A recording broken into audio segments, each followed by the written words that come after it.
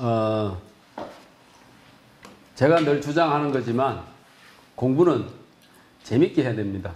재미없이 하면 따분하고 지루하고 그죠? 예.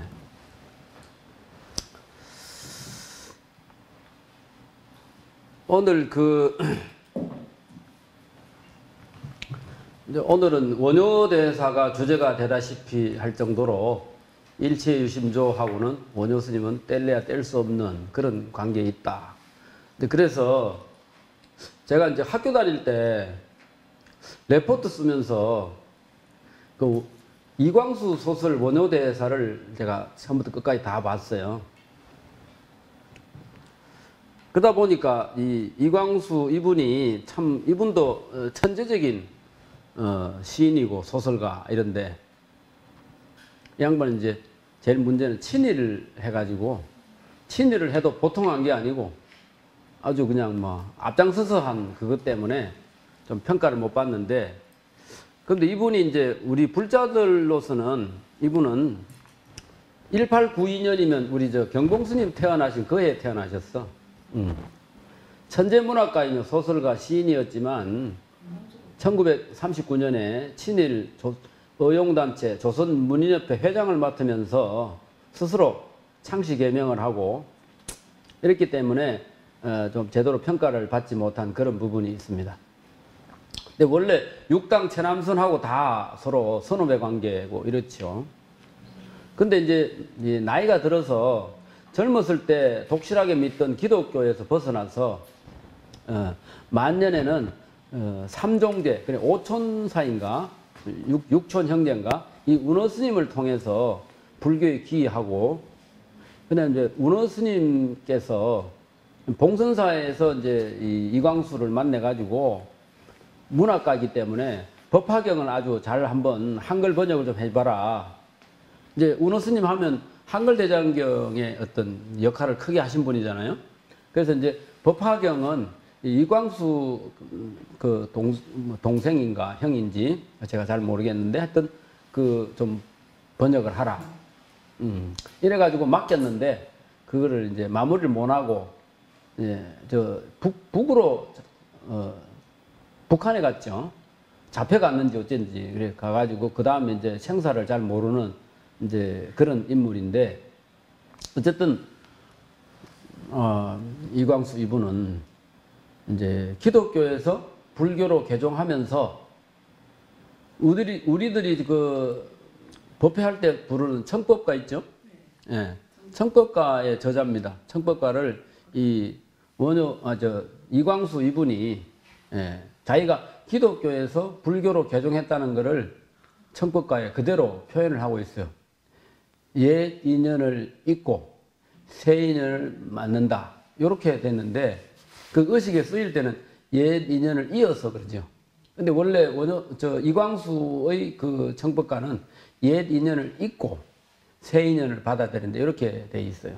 근데 그게 이제 의식이 안 맞다 이래가지고 옛 인연을 이어서 새 인연을 맺도록 이렇게 했잖아요. 그걸 이광수 분이 했다는 겁니다.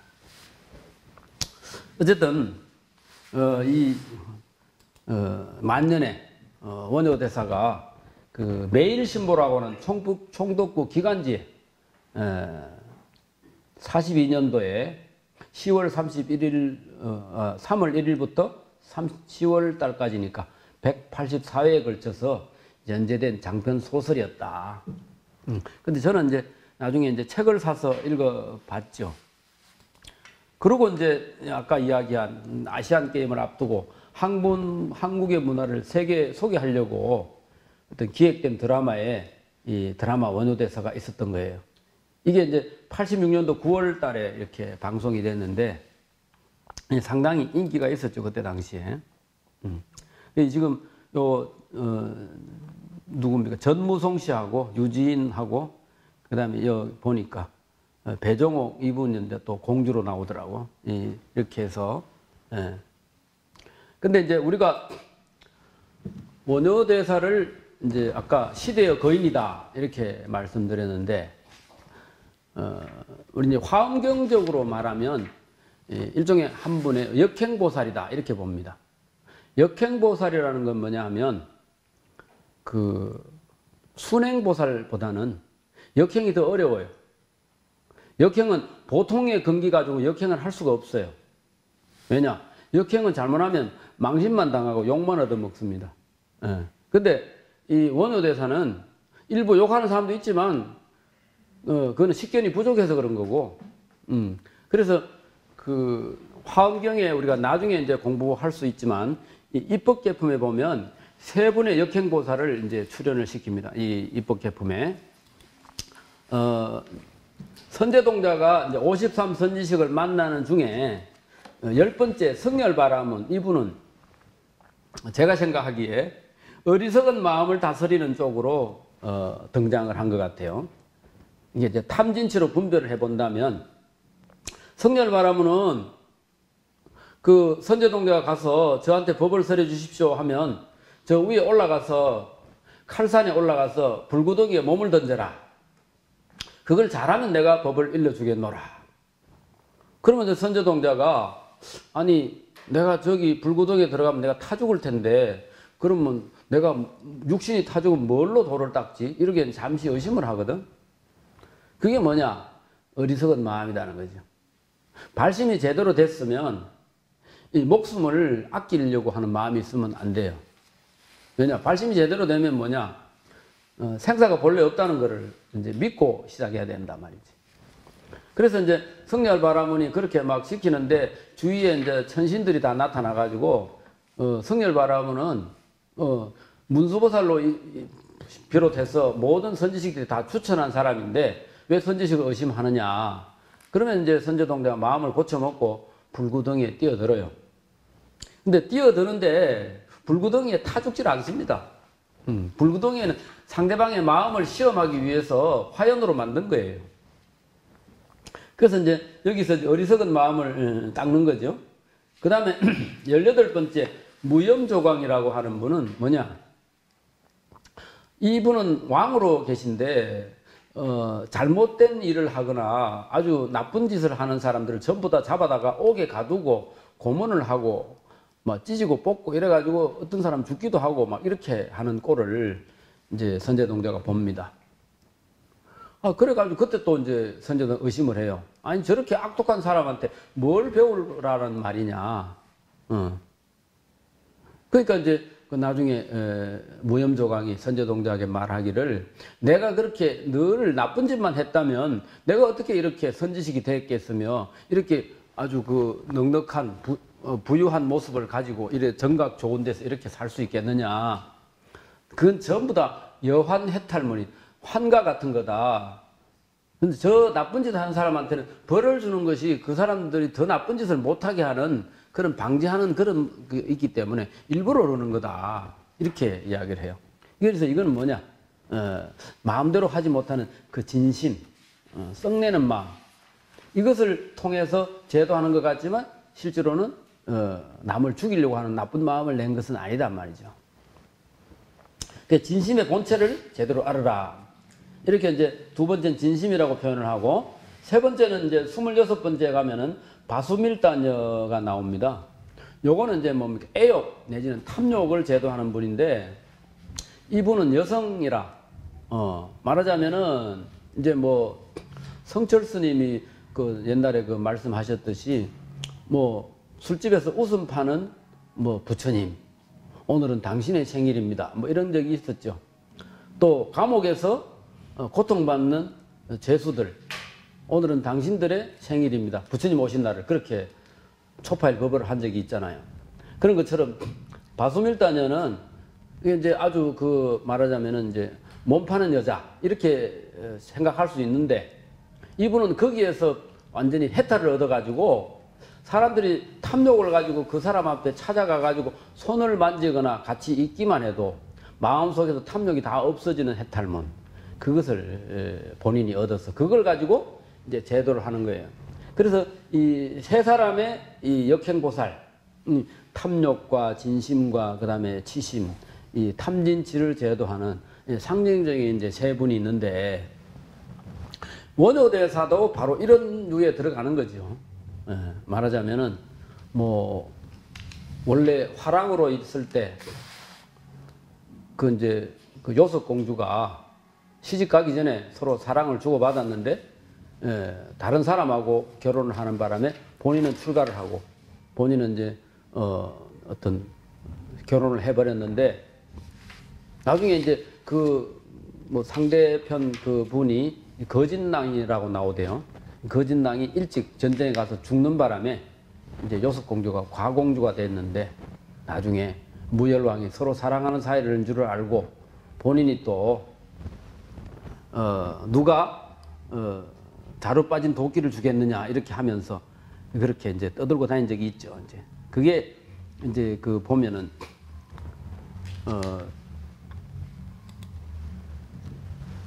무열왕하고 그 다음에 또 김유신하고 또 그 당시에 또 태자로 있던 그 뭡니까 삼국통일의 주역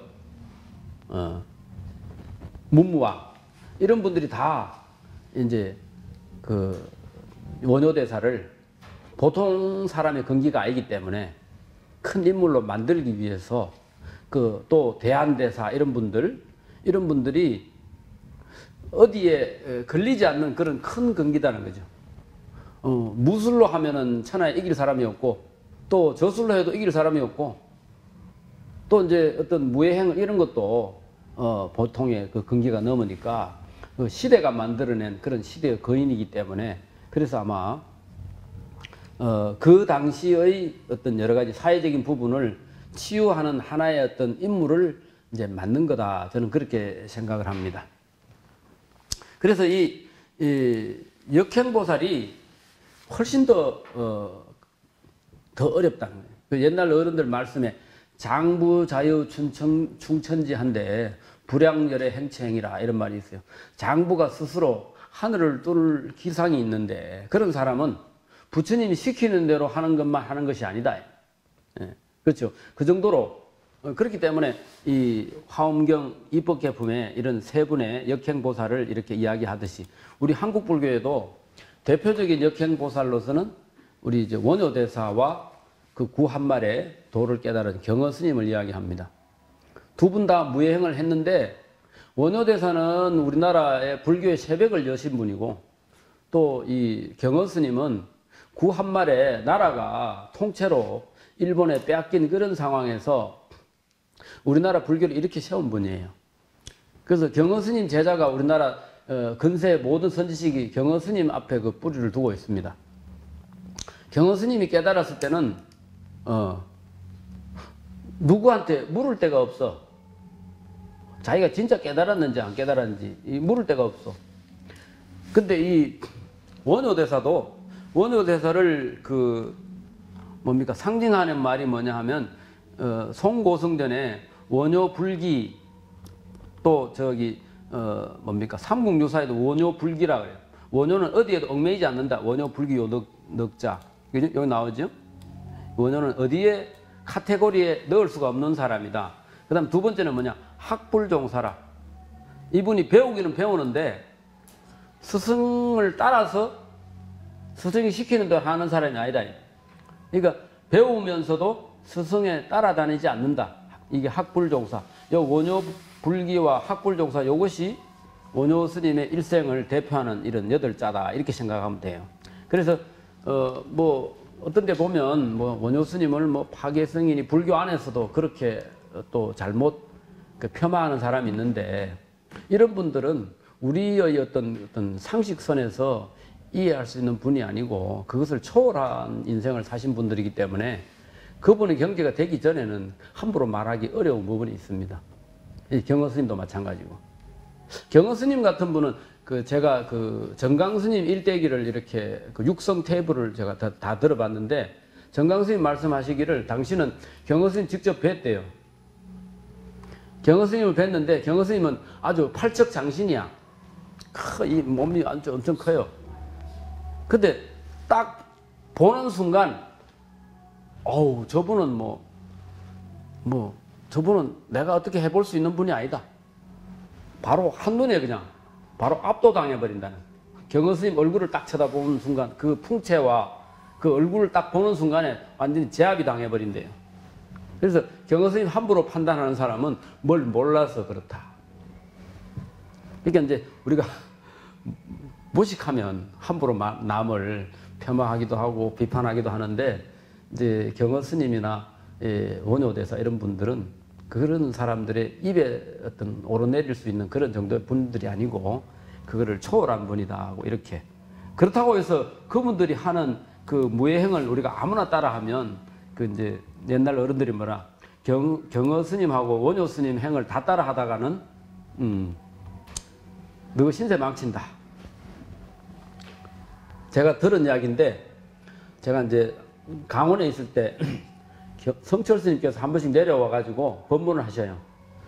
한 번은 그 가야산에 이제 저녁에 당신이 어디 갔다가 들어오시는데, 이제 달빛 좀 휘영청 밝아 가지고 그래 이제 밝고 이런데 어디에서 멀리서 이제 홍도야 물지 마라 이러면서 오빠가 왔다 이러면서 막 그 산에 전부 스님들밖에 안 사는 데니까 그 저 산죽이 있는데 거기서 막 그렇게 막 소리가 나서 당신이 누군가 하고 이제 그 싹 숨어서 봤대요. 그러니까 아니 다른 사람도 아니고 백년암 상자들하는 거라. 그래가지고 당신이 쑥 나서면서 야 이놈아, 니 어디 갔다 와 오늘 술을 먹었구나. 니 왜 그렇게 사방 시끄럽게 그렇게 떠들고 다니냐 이러니까, 아 스님, 제가 술을 한잔 했습니다. 제가 원효 스님 흉내를 좀 냈습니다. 그러니까 성철 스님 하시는 말씀이, 야 이놈아, 니는 원효 스님보다 나은 게 뭐가 있길래 원효 스님 제일 나쁜 것만 따라하고 니 원효보다 뛰어난 게 뭐가 하나라도 있느냐. 아니 그냥 원효 스님 한 흉내만 내봤는데, 아이고 스님 내일 아침에 제가 법당에 가서 천배하겠습니다. 3천배 하겠습니다.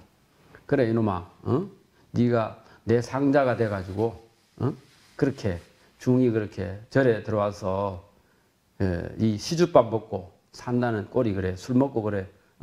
어디 여자나 희롱하고 다니고 그래서 되겠냐고. 그래 막 혼을 내고 원효 스님의 100가지 잘한 거는 닮으려고 안 하고 제일 못 쓸 거를 네가 따라 하려고 그러냐고. 그렇게 막 혼냈다고. 당신이 보름날 법회에 그때 말씀하셨거든. 근데 나중에 이제 법문 끝나고 나서 난리가 났어. 백년암 어느 상자가 스님한테 그래 지적당했는가 보니까 백년암 상자가 그런 사람 하나도 없어요. 당신이 한 번씩 오르락내리락 하시면서 뭡니까 공부 안 하는 학인들 또 선방에 또 화두 잘 안 드는 사람들 보면은 막 그거 가가지고 막 바로 이제 발길질을 하고 그냥 또 자는 놈 있으면 물을 갖다 퍼붓고 이랬는데, 여기도 제가 그 하나 소개시킨 적이 있죠.